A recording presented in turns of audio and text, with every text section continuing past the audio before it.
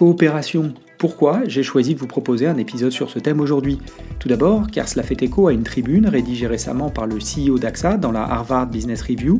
Il y détaillait les enjeux en matière de risques émergents et expliquait la manière dont il voyait le rôle que pouvait jouer le groupe qu'il dirige dans la construction d'un futur plus résilient, à même d'accompagner et de protéger les particuliers comme les entreprises face à ces nouveaux risques. Par ailleurs, le site d'information en ligne Reinsurance News recevait mi-février le CEO de Gallagher Re qui s'exprimait justement sur la nécessaire coopération entre les acteurs de l'assurance face aux enjeux et aux risques liés au changement climatique. C'est cet article que je vous propose de parcourir aujourd'hui. Du point de vue start-up et innovation, ce terme de coopération ouvre à mon sens une nouvelle page, alors que la première vague d'InsurTech proposait une confrontation directe, parfois plus théorique que réelle d'ailleurs, avec d'un côté les startups et de l'autre les acteurs historiques. Les premiers soulignant souvent leur ambition de faire disparaître les seconds.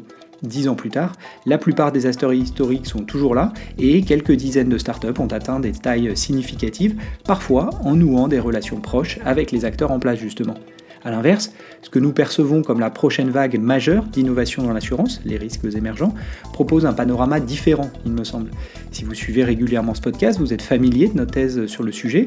1. Il faut identifier et accéder à de nouveaux jeux de données. 2. Il faut donner du sens à ces données grâce à des algorithmes.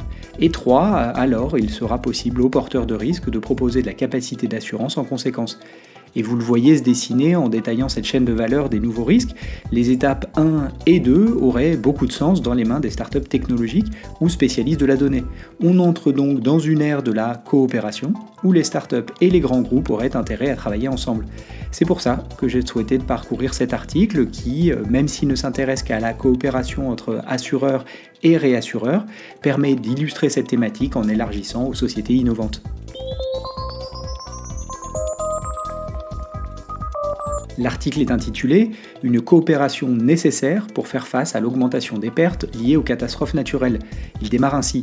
Alors que les réassureurs naviguent dans la complexité et les pertes croissantes liées aux catastrophes naturelles, James Vickers, président de la Gallagher Re International, met en avant leurs efforts pour soutenir les assureurs primaires, tout en soulignant la nécessité d'une coopération plus large afin d'assurer une gestion efficace des risques et une tarification appropriée. Dans une récente interview avec Reinsurance News, Vickers a souligné que les réassureurs rejoignent les compagnies d'assurance primaire pour souligner certains des défis et des problèmes existants. Cela inclut des discussions actives sur des sujets tels que les prix, la couverture et les franchises, qui sont des enjeux majeurs en matière de souscription.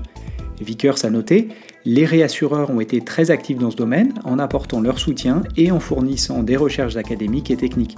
Cependant, il reconnaît que la capacité des réassureurs à transférer les risques reste limitée. En fin de compte, il y a une limite à ce que les réassureurs peuvent faire, car au cœur du problème se trouve la relation entre l'assureur initial et le titulaire de la police, le client final. Il s'agit de les convaincre d'adopter les bonnes pratiques et ou de trouver un moyen d'accepter les conditions générales et les tarifs des primes proposées pour le risque, a expliqué Vickers.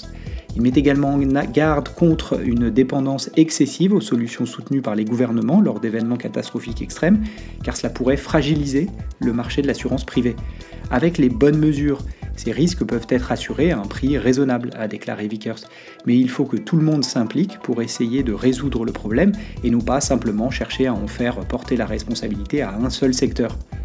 Le récent rapport de Gallagher Re, justement, sur les catastrophes naturelles et le climat, indique que la nouvelle norme, entre guillemets, pour les pertes annuelles assurées, approche les 150 milliards de dollars.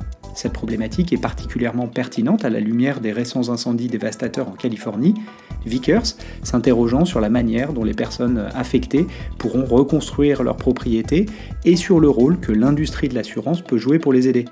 En conclusion, Vickers s'interroge, la question est de savoir ce que peut faire l'industrie de l'assurance pour inciter les assurés à reconstruire de manière plus résiliente et comment pouvons-nous, acteurs de l'assurance, aider ceux qui, malheureusement, n'ont pas les ressources nécessaires.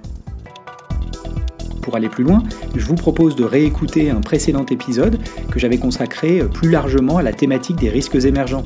J'y détaillais les défis qu'il me semblait constituer pour les acteurs en place et les opportunités que cela ouvrait à l'inverse pour les acteurs technologiques. À bientôt!